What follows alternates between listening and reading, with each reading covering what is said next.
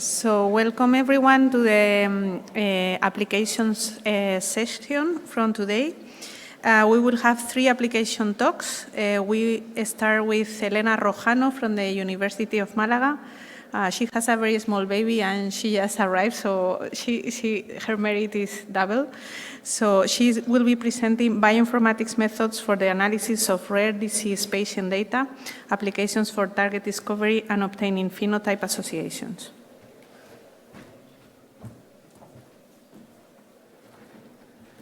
Well, thank you for your kind introduction, and thanks to all of you for coming to this presentation. I'm Elena Rojano, and I work at the University of Malaga for the BIMA Rare B04 CB-UMA group. First of all, I would like to declare that we have no conflict of interest to disclose in this presentation. And I would like to start talking about diseases in the area of precision medicine. We have now technologies that are faster, cheaper, and more precise to obtain data from patients. This data can be analyzed to get information to, for example, analyze genetic variants or perform differential expression analysis in order to help patients to know their diagnosis. I would like to show you several tools that we have been developing in our lab. One group of these tools are performs a multipartite network analysis, and the other group of tools performs expression data analysis from RNA-seq data. The multipartite network analysis is useful to detect associations between genes, biological pathways, and pathological phenotypes and co-occurrent phenotypes. And then the expression data analysis is useful to identify potential disease targets. I would like to say that we work in collaboration with several groups to develop and make tests over these software tools I'm going to present. So I would like to show you the multipartite network analysis with FENFAN and FENCO. And first, let me show you the importance of analysis of rare disease analysis. Rare diseases, if you don't know, they are diseases that have a low frequency in population, more or less, well, less than 1 person in 2,000 population. And the main problem that these diseases have is that the genetic causes of they are not well known. 80% of the rare diseases are genetics, and not all the genetic causes are known. And also, imagine that you are a clinician and you want to perform a complete genetic phenotypic characterization of the patient. Sometimes it's difficult to perform, lack of time to analyze the patient or whatever. So we try to solve these issues by applying systemic approaches that combine the most possible similarities among patients at the gene and phenotype level. I would like also to say that there is another trouble with with rare genetic diseases, is that most of them have a low number of patients that express the pathological phenotype. So low number of patients, high amount of diseases is complicated to analyze. So we use information from the CIPHER database. The CIPHER is a database that contains information of patients with copy number variants and human phenotype ontology terms. On the one hand, we got genes from the CNVs and phenotypes from the HPO. So these both tools, FENFAN try to solve, is a solution to get the genetic causes unknown and finds associated genes with pathological phenotypes, and on the other hand, FENCO find pairs of co-occurrent phenotypes to try to solve the incomplete patient characterization. All these tools that I show you are published in different journals, scientific journals. So FENFAN is a useful tool to find genes associated with pathological phenotypes. The method produces a tripartite network in which we try to associate, on the one hand, phenotypes and genes through patients. So we use information from the CIPHER and we calculate the association between genes and phenotypes using the hypergeometric distribution. Then the phenotypes that reach this, overexceed this hypergeometric threshold are analyzed to produce phenotype function list. We have all the genes, we perform a functional enrichment, and then we prioritize genes linked to these phenotypes. Please feel free, if you want to see the code, you can go to this GitHub repository and download it for its use. I would like to say that we use this tool to perform several analyses, and we, for example, associated arthritis with coumarin metabolic processes. I don't know if you know that the coumarin, the derivatives of coumarin have a wide anti-inflammatory properties and has been used to treat arthritis condition. And we hope that this tool can help to clinicians to get clinical diagnosis and help researchers to understand the genetic mechanism underlying the disease symptoms. On the other hand, the FENCO tool, this tries to find pairs of co-occurrent phenotypes.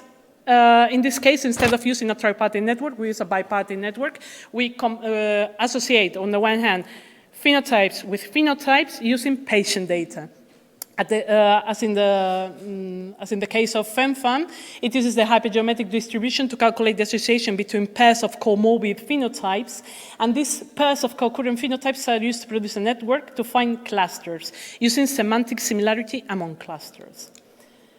The cluster of similar phenotypes shows similarities also at the functional level, as they are associated with genes annotated with the same functions.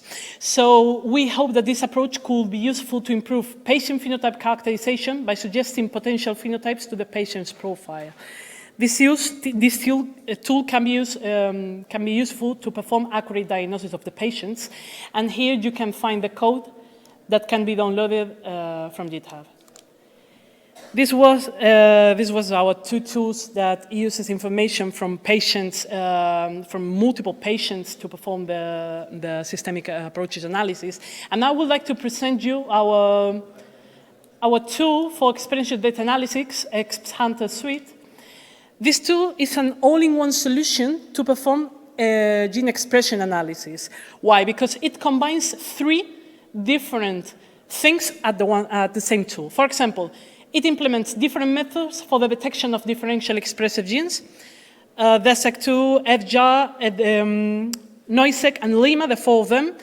And it also performs, it also includes a co-expression detection module to detect co-expressed genes and calculate the correlation with additional experimental factors. And it also performs a functional analysis to retrieve the biological data from this expression data analysis. So the tool is interesting because it gives you all the results for the not only for the differential expression analysis, but for the co-expression analysis and the functional analysis. So you have all in one. And it also gives you several tables, plots, and in multiple reports for helping to the researchers to understand what's going on with the RNA-seq samples. You can find it in the X-Hunter Suite, it's a bioconductor package, and also you can find it in GitHub if you want to download the code. So it includes bash scripts for implementation directly via the command line and traditional functions to be used within the R environment. Its flexibility and simplicity make it useful for both academic and non-academic users. We developed this tool thinking not only for bioinformaticians that we more or less know how to use the command line, how to manage with R, but also for clinicians that wants to perform different analysis, or biologists or whatever. And it's interesting that it can also be applied to the analysis of different species, not only to human, that is our expertise field. I would also like to say that this is a spoiler alert. We're developing, a workflow to work not only with the count table. This tool receives a count table and perform the analysis, but from the FASTQ data.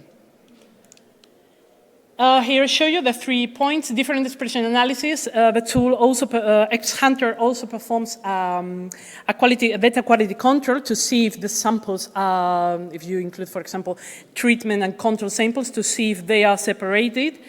And you can see that here I perform the analysis using only 3 of the 4 packages of expression analysis, and as you can see, you can establish which one of them is more useful to find the differential expression genes. The idea of developing this tool was that sometimes when you perform the differential expression analysis, you don't know which package to use, because one of them gives you more or less results. So the idea was to combine all of them to give an overview of all these these tools. You can also select which one you want to use, all of them, just one, two, or whatever. It also includes, as I said, a co-expression analysis using the WGCNA package to detect gene models with similar expression patterns, which is indicative of shared regulatory control. Sometimes when you perform a differential expression analysis, there are genes that perhaps have a biological implication in the disease that you're analyzing, and these genes do not overexceed the threshold, the p-value, or the log4 change threshold, and they are lost. So we try to recover these genes by using this co-expression analysis. Also, this capability of Hunter allows to see if modules of co-expressive genes correlate with experimental factors in different. For example, here you can see that we perform the analysis over different external variables for this study. And also, as I said, it includes the third ability that Hunter has, is that include a functional analysis using the using one of cluster profilers or cluster profiler tool. That is this step is essential to understand the biological implications of the differential expressive genes and co-expressive genes. Here I show you gene concept network in which you can find all these genes that are overexpressive and in this case are overexpressive or underexpressive, and with which categorical functions they are associated in Go, KEGG, and Reactome. Now I'm going to show you, to end this talk, a real case of a study with PM2 CVG. This is a glycosylation congenital cluster. We work in collaboration with a group of Belén Pérez in the Centro de Biología Molecular. We have 12 patients with 6 high, low, 5 low, and 1 medium disease symptoms showing, and five controls. So we use Hunter to detect genes changing between patient and controls, to detect models of co-expressive genes, and see if they correlate with experimental factors. And we looked for functional enrichment within differential expression genes and co-expressive genes. So I wanted to say that these experiments are published. We found 298 prevalent decks using 2 packages, and the functional analysis gives us the information that the disease could be produced by extracellular matrix and collagen-related processes associated with this disease and intercerebral hemorrhages and stroke-like episodes. And the co-expression module correlated this gene, the ataxin-3, with the high condition. And this ataxin-3 is associated with multiple ataxia-related diseases. So we give information to the clinicians or to the researchers to find which are the genetic and the biological or molecular mechanisms involved in the development of the disease. I would like to say thank you for your time, and I would like to say thank you to my Pedro Seoane and James Richard Perkins. Both of them are the co-developers of this tool, and also to José Córdoba Caballero. The three of them are working in the development of this tool. In my case, I'm just performing the analysis for the researchers groups. So thank you very much. If you have any question, I will be glad to answer.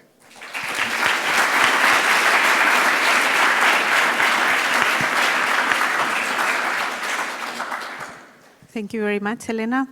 A lot of work. Are there any questions in the audience? I will make one until people get warm. Do you have any numbers about how many people are downloading, installing, using Hunter? Yes, we have, but unfortunately, I didn't give it to the presentation. About, if I'm not wrong, about 4,000 downloads from the package, if I'm not wrong, from July of this year, and the rest of tool I should calculate it because I don't know. Okay. But they're in the. I mean, I don't know the rate of downloading, but I can assure that we are working in collaboration with several groups from CBERA, from the IBIMA, different clinician and researchers groups that, above all, want to analyze their transcriptomic data with Hunter Suite. Okay, that's great. Thank you. Okay, so we will then, thank you very much. Thank you. We will move to the next speaker. Beatriz García Jiménez from Biomarkers. She will be talking about, biomakers. Biomakers. She will be talking about AI, microbiome-based recommendation system for improving soil health with biostimulants. Thank you, Fatima, for the introduction, and thanks to the application track organizers of the ECCB conference for allowing me to present the work from Biomakers. Biomakers is a biotech startup focused on the analysis of soil microbiome, and we work in the complete process from the wet lab, the bioinformatic processing, and doing the analysis and building model with all the data in our database. So first, as I have mentioned, I'm going to talk about soil, and soil fit in this conference with topic is planetary health and biodiversity, because soil is one of the ecosystems with the highest biodiversity due to the microbial community living there. And also this microbial community carry out relevant function for the ecosystem, for the soil, such as the carbon and the nitrogen cycling. Soil is in danger, and one of the most important women researchers, Jane Goodall, that has been working a lot in primates and investigating about chimpanzees, now have energy even to participate in some of these movement or the initiative to save soil. So we have some global challenges because first, soil, we need to have a healthy soil to cultivate the vegetables and the fruit to feed humans and animals. And it is estimated that for 2050, we will have 92 billion people that we will have to feed. That it means to double the food, the vegetables we are producing right now. And this is in bad condition because we have a limited cultivable soil, we have limited water condition, and we have to try to reduce the amount of chemical fertilizer we apply in the soil, because this is harmful for the soil. So this is the food crisis is one of the first challenges, and also soil is implicated in other challenges such as the climate crisis, because soil is also implicated in the gas emission and in the carbon sequestration and so on, but we have enough with the food crisis. So our proposal is to take part in the processes for taking decision. So we propose to build a computational biology system to guide the application of sustainable agriculture practices, based on one of the two trending topic technologies right now in computational biology, the microbiome and artificial intelligence. So to explain our methodology, I will be starting from the beginning. So biomakers working with soil, and to have an idea, in 1 grain of soil, we have 10 billion of microbes. So here we have this big biodiversity in the soil, and also with multiple functionality. So we work with this biodiversity and functionality to improve soil health.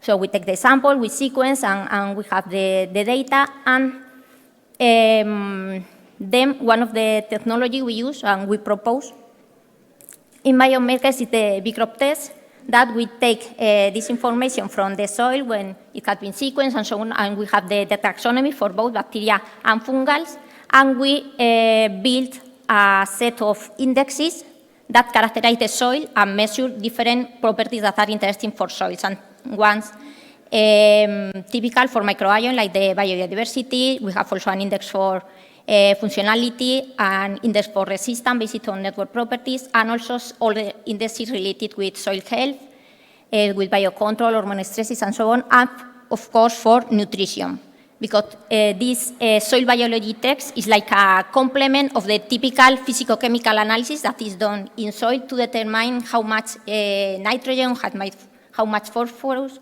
you have in the soil that are nutrients required for the plant to grow.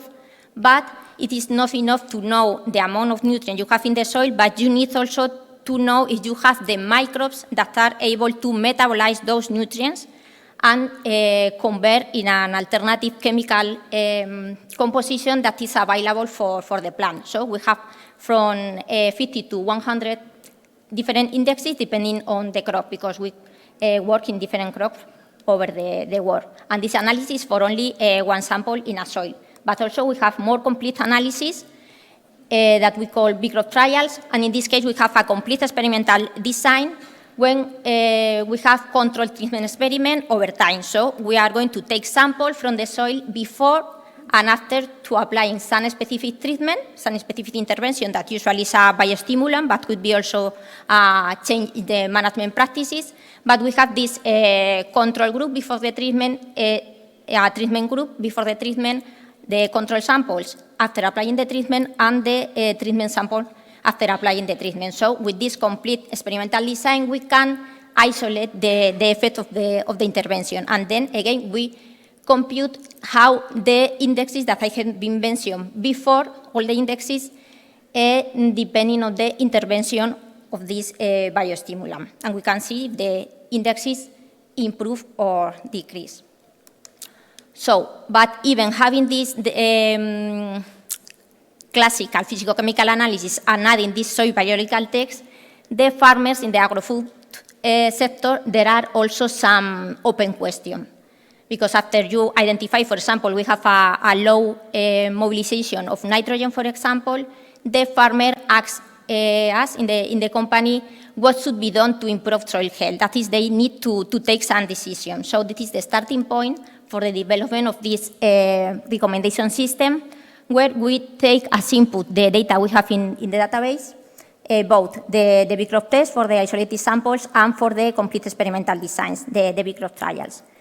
And the idea is if we have new samples, we go into our system, compare with our database, and we can give a recommendation if one specific product should be recommended or could be applied to the soil to improve some specific indexes, some specific property of the soil in which the farmer is interested in improving their soil, and given a confidence level. Yes, and also apart from the quantitative metrics, also we can apply to the sample we already have in the database and check how the distribution of the recommendation will be for different levels, and we will see some examples later.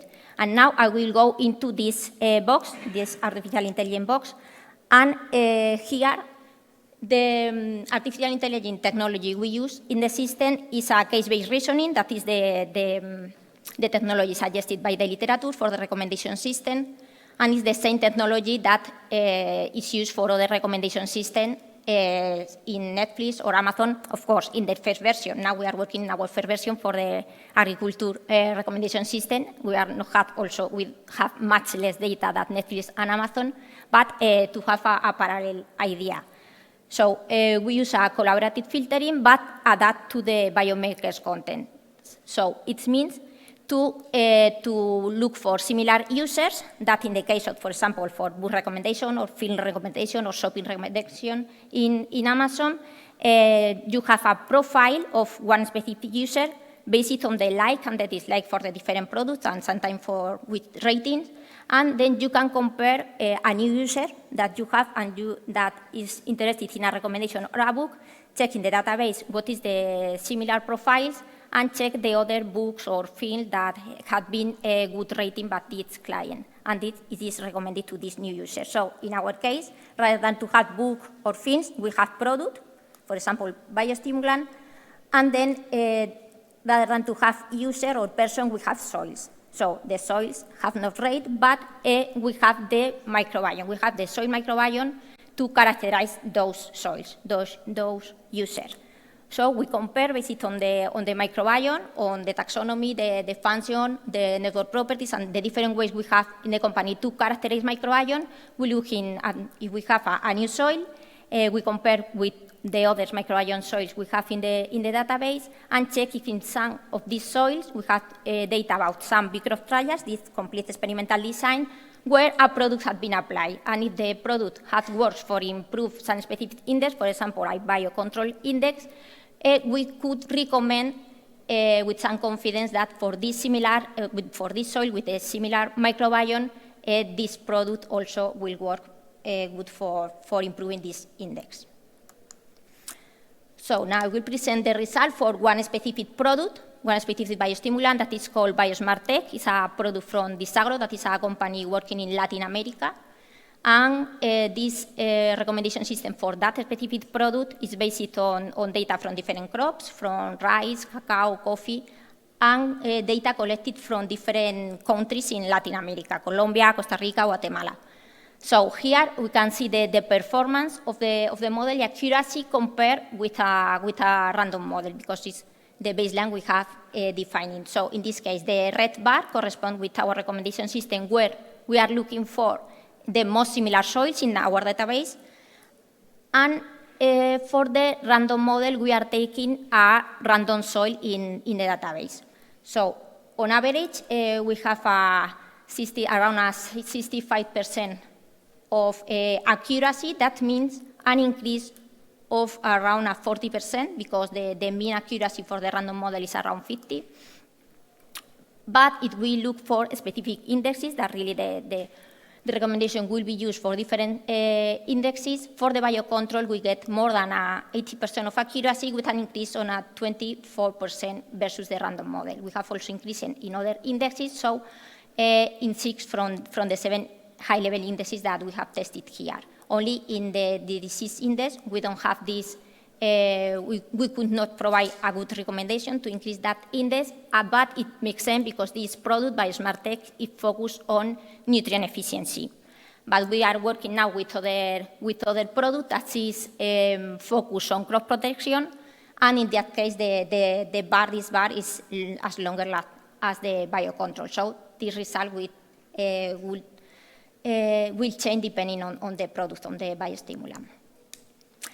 So we are in an application track, so we have also the result for applying this recommendation system to the sample we have in the database in the same zone, in Latin America, and we found that we could be to recommend the product for more than 500 samples, depending on the index in which you are interested, the number change. For example, for biocontrols, that we have the system optimized for that, we will recommend the system in more than the 90% of the sample we have in the database for Latin America. For hormones, we have also a 5%, and we have different percentage for the other indexes. And on the right, we have a plot showing the number of different indexes that could be improved when applied the product. So we can say here that in some cases, now 30% of the samples in the application data set, we could improve for different indexes.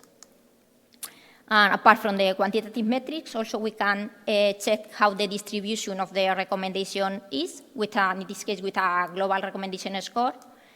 But usually it is an aggregation for all the indexes, but usually it's not the more useful, because in each case, the farmer will be interested in one specific bioindicator or index. Also, we can build the same maps for the different indexes, and also in this case, rather than a score, we have a confidence level, and depending on the indexes, we could have a low confidence, or in other cases, we could have different confidence levels.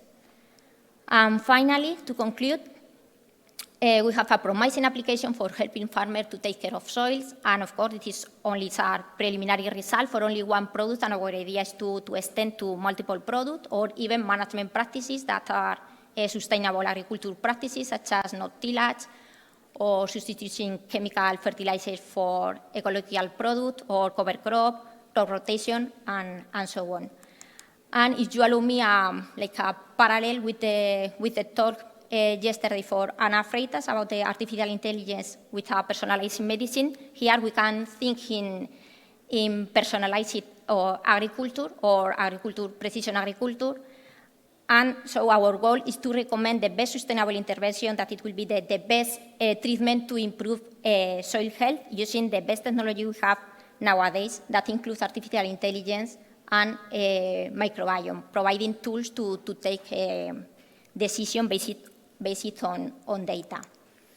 And thanks for your attention, thanks to the funding agencies, and also thanks to all the data scientists in the company, the 10 people that are very brilliant PhD, and also we are hiring more people to extend our team. So now we are looking for experts in machine learning and artificial intelligence. So if you are interested, you can contact me. Thank you.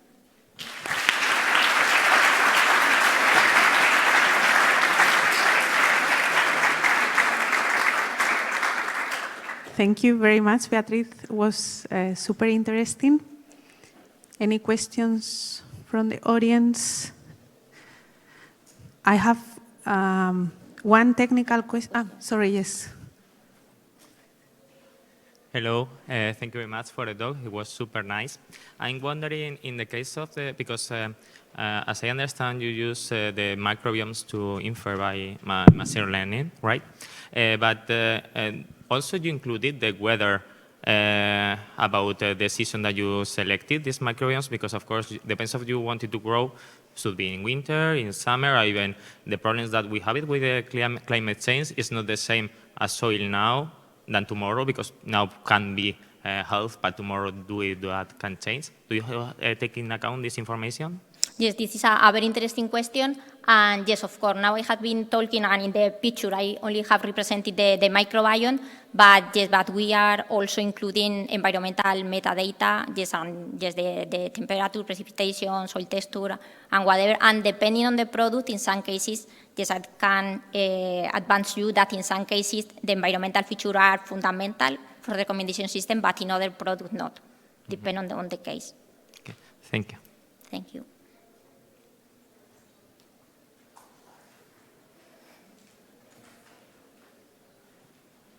Yeah, thanks. It's a very interesting talk. I have a very similar question with a previous question. So, because we know the plant different plant might need different microbes to grow. But yeah, you say, okay, we want to improve the soil health. But my first question is how you define the healthy soil. And the second question is, because we know in different countries, they might focus on different plants. They have a focus, but did you put this into the consideration? Thanks. Okay, thank you. For the first question, yes, the soil health, yes, is a global issue, but we define soil health in a wide range of indexes. Is what I was telling indexes. So we have some indexes that, for example, one of them is biodiversity. That is the alpha biodiversity that is common use in microbiome. We have other indexes based on diseases.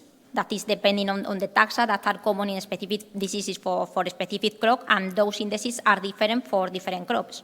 And also we have other indexes based on nutrition, of the mobilization of nutrients, of nitrogen, phosphorus, copper, or different nutrients. We have also indexes for biocontrol that include the presence of microbial agents that are able to fight versus some pathogen if they appear. So we have like a wide range of, you can consider soil health, and depending on the case, the idea is that, okay, if you have this soil, the farmer determine or do some biological test, or maybe they know that the soil have some problem in one of the specific metrics of soil health, and the system will focus on, or you will select the part of the system that is focused on that specific indicator. And your second question is about the crops. The crops are different in different countries and whatever. Yes, in that specific case, it depends on the product. For example, in BioSmart, it is a product that is designed to be applied to multiple crops.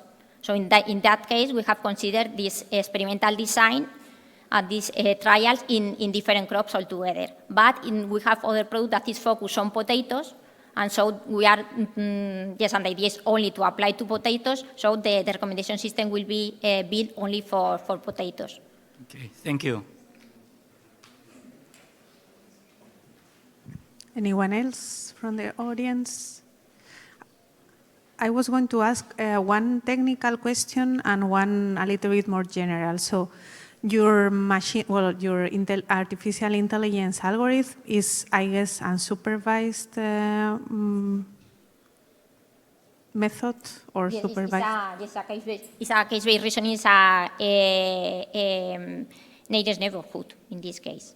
Okay, because you were mentioning Netflix, they started using Disney's at the beginning for the recommendations, so I didn't know if maybe you are using something. No, yes, I was mentioning about just the general literature, talking about just the base algorithm for starting to build a recommendation Okay, system. so it's kind of clustering. And the second is related with these recommendations, because I think I'm sorry that I don't know much about this field, but the products you are recommending are these commercial products? Yes, there are To treat products the- that are. So how do you deal In the with market. this, with the customers of your application? How do you deal with this potential conflict of interest, and how do you work also with the marks of the products? How do you do this? Yes, for that this starting product by SmartTech, yes, in fact, we are working with the company because the company is interested on developing this kind of system. Yes, but the idea is not to be focused on only products of one specific company, but working with different of that to avoid this kind of conflict of interest. Yes, but at least this part for now in data science team, this is the science part, and the other, the commercialization and the marketing part is in other departments. Yeah, okay. So there are no more questions, so thank you so much.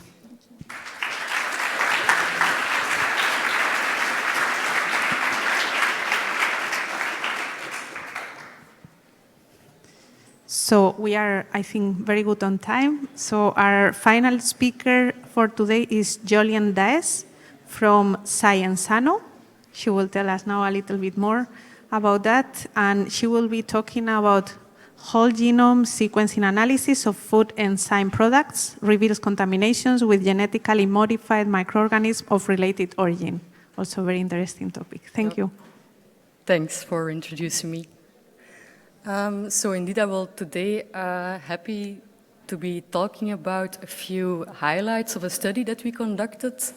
And this showcases the research that we performed to apply bioinformatics for public health.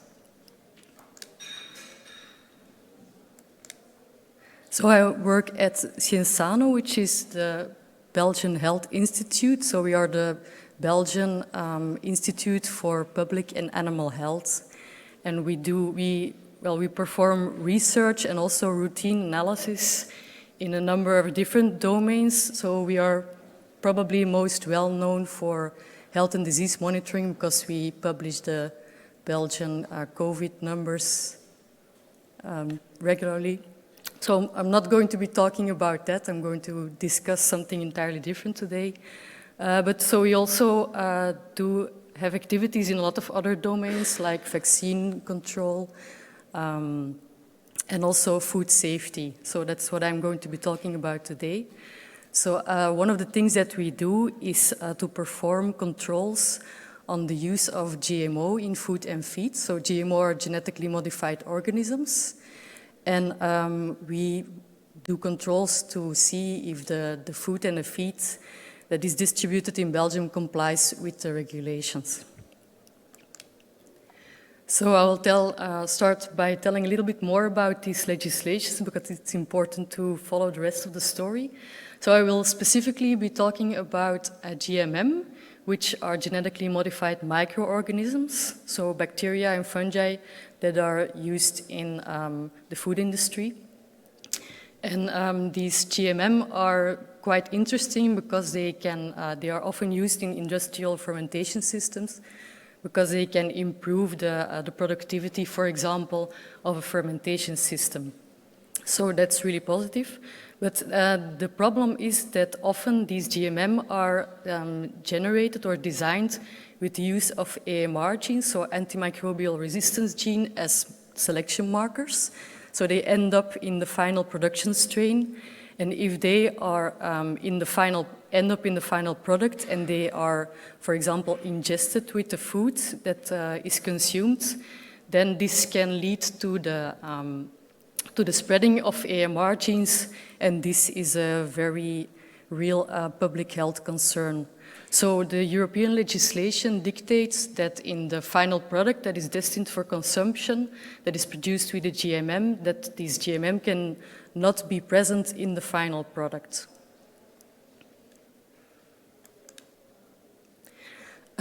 So we have to control to see that the producers comply with these legislations.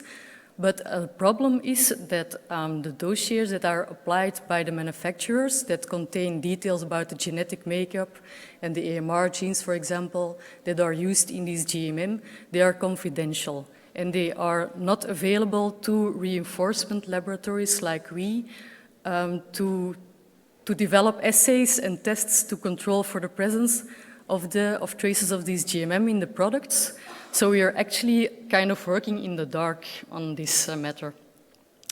And to mitigate this, in the past we have developed several qPCR assays that are used to screen food samples to detect the presence of GMM by screening for markers and plasmid constructs, for example, that are often used for the construction of GMM. So you can see in the picture here that we start from a food product, we extract the DNA, and then we test this DNA for the presence of these typical markers as a first-line qPCR screening. And if this first-line qPCR is positive, then in some cases we can do a second-line qPCR screening that we can develop based on knowledge about specific GMM constructs that we have found before in samples and that we have developed that to identify the specific GMM that is contaminating the sample. For example, we have developed assays for bacillus strains, so bacterial strains that are used to produce proteases or amylase food enzymes and that are often used in bakeries and breweries, for example. So this brings me to the case study that I want to discuss today.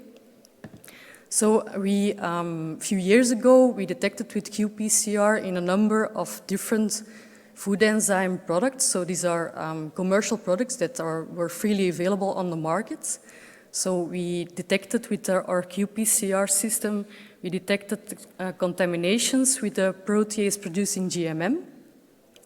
And by investigating these samples in more detail, we also found that we could actually recover living GMM from these samples. So it was not only DNA that was present in the sample, but really living strains, which is obviously against the legislation that you have a living GMM in a product that is destined for human consumption. So we decided to investigate this further. So you can see that the samples that we used, so there were 4 different food enzyme samples that we used in the study. And from each of them, we could isolate viable strains. And this also resulted in an area SFF alert, which is an alert at the European level to signal that there is a problem with these products and that they have to be removed from the market. So, which also happened in these cases. So in total, we isolated 10 strains for further investigation, which were all taxonomically classified to be Bacillus felesensis strains for the people that are interested in this. And so we wanted to investigate this in more detail. So the main research goals of this study was, first of all, to perform a complete genomic characterization of these isolates, because with the qPCR you can detect the presence of a GMM, so you can detect that something is wrong, but you cannot perform a complete genomic characterization. And this can be important because, for example, the transgenic construct with our AMR genes can be inside a chromosome, but it could also be on a plasmid, and in case it is on a plasmid, the risk of spreading of AMR genes can be greater because then horizontal gene transfer can occur much more easily. So we wanted to investigate this as our first goal. And then secondly, because we found these contaminations, these viable organisms in 4 different products, we also wanted to investigate if we could trace the origin of this contamination, and we did this by trying to investigate if these isolates were identical, and so they would probably have a common origin. So first of all, I want to discuss the results of the design of these GMM, so the genetic characterization. And we use different approaches because it turned out to be quite not very straightforward, because these GMM are quite more difficult to characterize for several reasons. But I will only discuss the results of the hybrid assembly that we did. So very briefly, hybrid assembly is called hybrid because it makes use of both short read or Illumina NGS reads, as well as long reads. And in our case, we used ONT sequencing. So we performed both short read and long read sequencing on the samples, and then we performed an assembly with a hybrid assembly tool, and in our case, we used Unicycler. So this is the result shown as an assembly graph visualized with bandage. So you can see the chromosome, which is not quite complete, but almost. Then there was also linear contig, that's probably a prophage, and there was a circular, very high depth contig present in the assembly that we characterized as a transgenic construct, thereby showing that this construct is present as a high copy plasmid in the strain. So the GMM construct with the AMR genes is a high copy plasmid. So here's a more detailed view of this plasmid, so you can see that it contains all the elements necessary for replication, as well as 2 AMR genes, and also a recombinant insert with a protease encoding gene that is derived from the host strain. So from this part of the analysis, we could conclude that these protease GMM isolates, they carry a transgenic construct on a high copy plasmid with AMR genes. So this means that there's a higher potential for the spreading of these AMR genes via horizontal gene transfer, and thereby we confirm that this really represents a public health risk. Yeah, and we also show that the hybrid assembly was of added value to obtain a really high quality and accurate assembly to base our conclusions on. Then secondly, we wanted to trace back the origin of the different contaminations. And so to do this, we used actually a combination of 2 approaches. So we did a phylogenomic analysis of the data, and more specifically of the short read data, based on 2 pipelines. We used the CF-SUN pipeline, which is a pipeline that uses short read mapping to a reference and then construction of a distance matrix to construct a phylogenomic tree. And then we also performed SNP typing, which is a method that actually works by generating a so-called SNP address, and the SNP address is an indication of how closely related the strains are on the basis of the differences, the SNP differences between the strains. So the more digits of the SNP address that are the same, the more similar that the strains are based on the SNP distance. Sorry. And then to evaluate whether the strains had a common origin, we use a set of criteria that was proposed in a paper by Peitling et al., and which was actually targeted towards source tracking of foodborne outbreaks, but we apply this to our GMM case since it's basically the same principle if we want to go look for the origin of the outbreak of the contamination in this case. So the 3 criteria were that the isolates cluster monophyletically according to a tree based on a SNP matrix, that the bootstrap support for the clustering is greater than 0.89, and that the isolates differ from each other by at most a few dozen SNPs.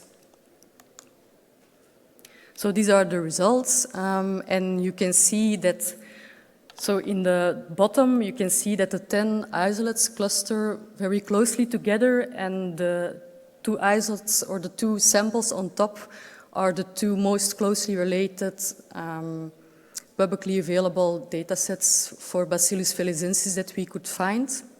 So what you can see also based on the SNP address is that they are really clearly different from the 10 isolates, while these really cluster closely together and they also share at least 4 digits of the SNP address. So they cluster monophyletically. The bootstrap support for this clustering is very high, and they differ by at most a dozen of SNPs.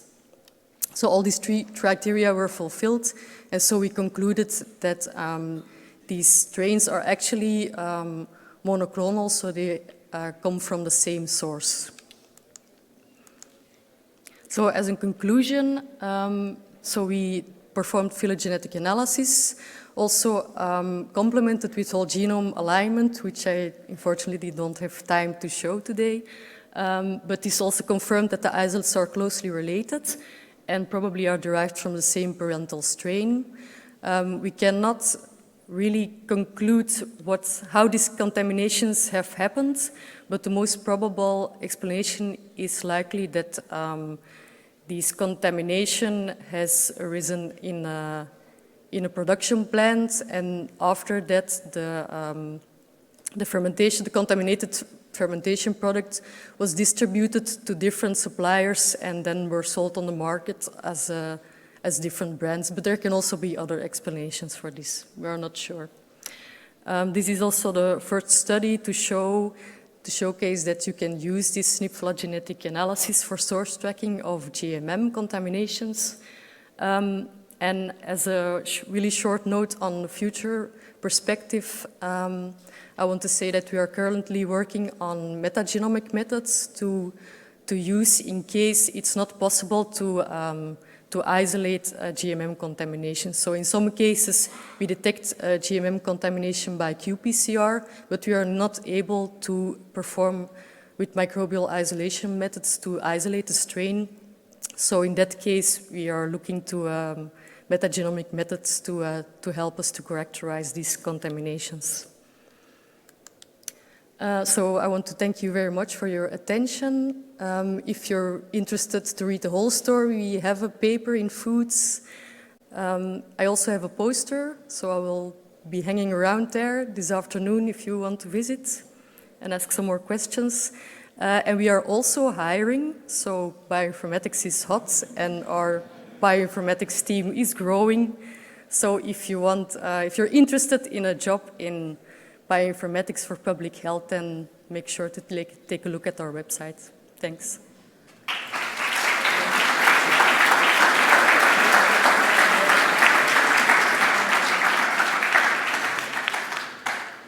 Thank you, Jolien. Very scary, a bit scary. Yeah. Yeah, thank you very much for this talk. My question is, so you are looking for these variants to reduce the number of GMO products, right? Or include novel variants? Yeah, we're not really looking to reduce the number of products, but we want to make sure that they are safe. So I'm not sure if I understand your question. We are safe from which point of view? Because of allergies or? Yeah, that's another aspect of food safety, of course, but in this case we are looking at the presence of these GMM contaminations which are associated with the presence of antimicrobial resistance genes in the products, and if these antimicrobial resistance genes spread in the environment, they can they can be transferred to pathogenic organisms, for example, and in that way become a health risk because antibiotics that are used in the hospitals will become less efficient, and that's a very big problem in healthcare. And what is about different allergies, if it's possible to follow and find out this GMM? Yeah, okay, thanks. Okay, any more questions?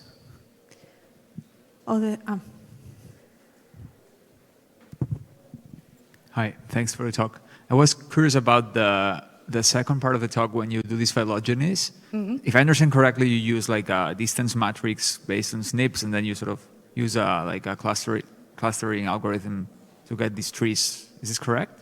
I'm not sure if I got this right. And Yeah, so it's a whole workflow of which I only showed a little part in this talk, but so it starts by aligning the short reads to a reference, thereby indeed constructing a distance matrix, and then this distance matrix is used by a tree construction algorithm to to make a phylogenetic tree. so, no, I was wondering how does this compare to like the typical, for example, using a whole genome alignment and then using a like maximum likelihood method, like IQ3 or something like that? Yeah, Is there a reason why? Yeah, I don't know. Yeah, so with the whole genome alignment, you're really using the information of the complete genome, but here we reduce this information to the SNP distances. So we only use the differences or the sites of the genome where there are variations at the base level to construct a tree. So we don't use the entire genome. Okay, thanks. Yeah. Okay, so I think we are finished with this track. Thank you to all the speakers, and we move to the. There is some question? No. Okay. Yes. Okay. So yeah. Let's go ahead. Fast. Actually, I was wondering because you said that it's a high copy number plasmid, and so I'm working as a bioinformatician in biotech, so I'm working on the other end, basically. Right. And as I understood it, it's like the high copy number is usually kept by the pressure of the antibiotics. So how do you explain that the copy number is still so high, even though it was already in the product? Because there shouldn't be any selection pressure anymore. Yeah, but it's just residue. So I don't think it's actively growing in the products. So what we actually think is that these bacillus strains, they are one of the reasons that they are often used in industry is that they produce spores. And what we think is that it's the spores of the production strain that end up in the final product. And even if there are only a few spores, we will be able to grow it. And once it starts growing vegetatively on our growth media that we use in the lab, then it will again start producing the plasmids in a high copy. So it could be that the high copy number was caused by the way you grew it in the lab, basically. Yes, if you put it like that, yes. Okay. But I think that the high copy number is also an essential part of the construction of the GMM, because that's what makes the strain efficient in producing a lot of enzyme. Yeah, of because course. it has a high copy number of the plasmid. Yeah. Okay, so now we are finished, and we will move to the auditorium. Thank you very much.